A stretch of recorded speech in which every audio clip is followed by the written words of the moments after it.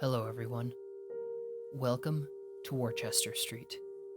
I hope you enjoy your stay.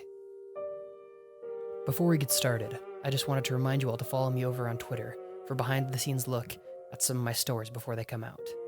That being said, let's get started. Last Friday, I was driving on a windy back road in the mountains of rural Utah. I was around 10 miles from the nearest town when my engine died. I pulled out my phone to look at the map. There was no service, but I downloaded a map of the area just in case. I saw that if I followed the road, it was a 10-mile walk that wound back and forth along some of the back roads. I didn't like that idea very much. I also saw that the town was actually only 2 miles away as the crow flies. In a direct line from me, I just have to climb a little bit to cut my journey down. I shot a look up at the mountain, left a note on my car saying what I was doing, and set off through the brush.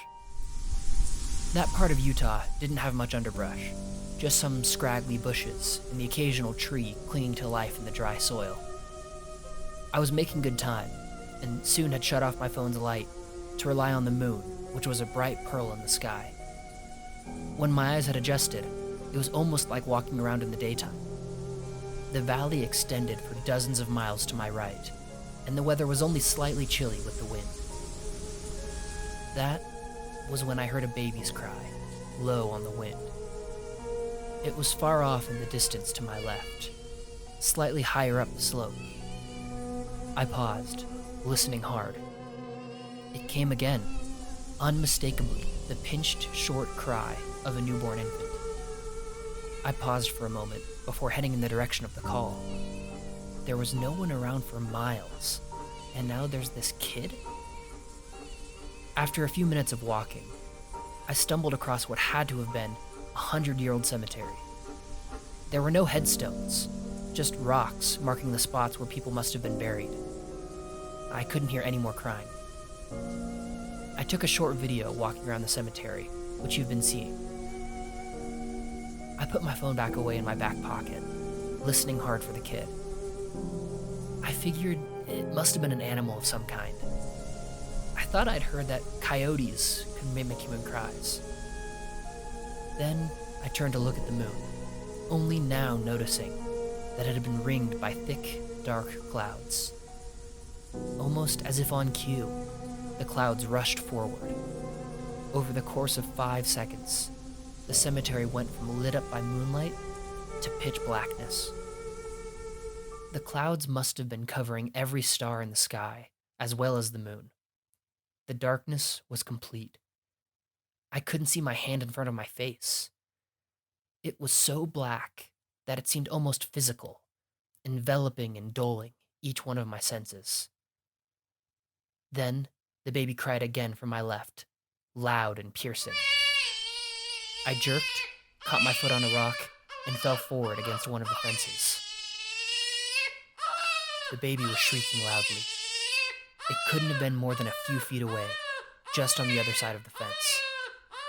I pushed away from the fence, sticking my hand into my pocket, feeling for my phone to turn on a light.